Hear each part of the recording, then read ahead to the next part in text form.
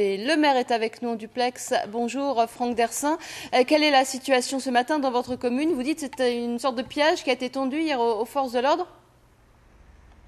Oui, bonjour, oui, tout à fait. Hier, c'était une véritable embuscade qui a été organisée, et non pas simplement par des passeurs, mais par la quasi-totalité des migrants qui étaient sur le camp et qui savaient globalement que la police allait venir, puisqu'elle vient tous les jours à ma demande pour essayer de réduire ce camp qui compte aujourd'hui 250 à peu près migrants. Et quand la police est arrivée, les plus de 200 migrants étaient dans le fond du camp. Ils avaient préparé les cailloux, les bâtons.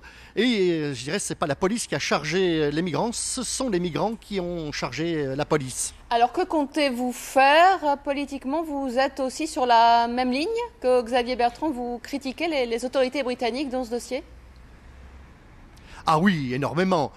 Moi, je pense que je ne critique pas le ministre de l'Intérieur français qui fait ce qu'il faut, mais je critique énormément le gouvernement britannique. Alors, plus tellement sur l'aspect de non-coopération policière, puisque cette coopération policière existe maintenant depuis le mois de juillet. Je les critique très fortement sur la non-volonté de coopérer judiciairement.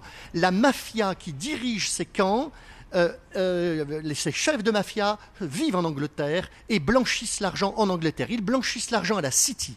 Et il y a une non-volonté du gouvernement britannique d'essayer de contrôler fiscalement les chefs de la mafia. Parce que comment on fait tomber des chefs de mafia? On le fait comme on l'a fait avec Al Capone il y a 80 ans. On les contrôle au niveau de leurs revenus et c'est très facile à faire. Mais dès que les autorités françaises judiciaires demandent un concours de la justice anglaise, ils refusent. Donc j'en veux beaucoup effectivement au Premier ministre anglais de faire en sorte que la mafia anglaise qui est là-bas puisse continuer à blanchir l'argent à la City. C'est un scandale.